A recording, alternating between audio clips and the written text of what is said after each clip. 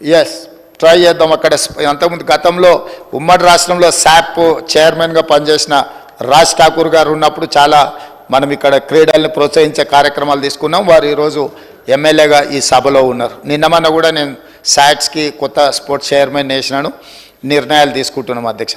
అదేవిధంగా కునంనేని సాంబశివరావు గారు రెండు ప్రతిపాదనలు ఎందుకు ఇక్కడ ప్రస్తావిస్తున్నంటే, సురవరం సుధాకర్ రెడ్డి గారు సీనియర్ మోస్ట్ పార్లమెంటేరియన్, ప్రజా జీవితంలో సుదీర్ఘకాలం వారు పనిచేసిండ్రు, కమ్యూనిస్టు పోరాటాలలో పాల్గొన్నారు. అదేవిధంగా వారు ఒక ప్రతిపాదన నాకు లేఖ రాయడం జరిగింది.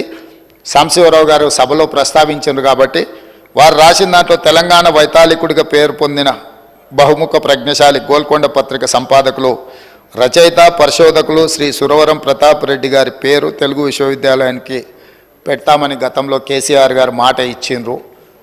దాన్ని పెడితే బాగుంటుందని వారు అంటున్నారు. ఈరోజు తమరి ద్వారా ఈ సభలో ఉన్న అన్ని రాజకీయ పక్షాలకు నేను ఒక విజ్ఞప్తి చేయదలుచుకున్నాను. ఇప్పుడున్న తెలుగు విశ్వవిద్యాలయానికి పొట్టి శ్రీరాములు తెలుగు విశ్వవిద్యాలయం అని పేరుంది. మరి ఇప్పుడే టీఎస్ నుంచి టీజీకి మారిస్తేనే కొంతమంది మిత్రులు ఇది ఇటు మార్చి ప్రభుత్వాలు మారంగానే పేర్లు మారిస్తే ఎట్లా అనే చర్చ వచ్చింది.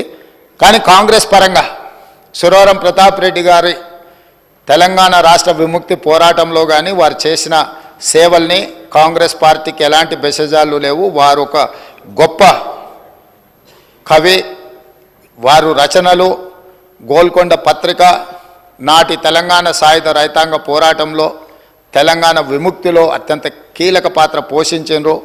ఈ సభలో అన్ని రాజకీయ పక్షాలు ఒప్పుకుంటే మాకు ఎలాంటి అభ్యంతరం లేదు తెలుగు విశ్వవిద్యాలయానికి సురవరం ప్రతాప్ రెడ్డి గారి పేరు పెట్టడానికి.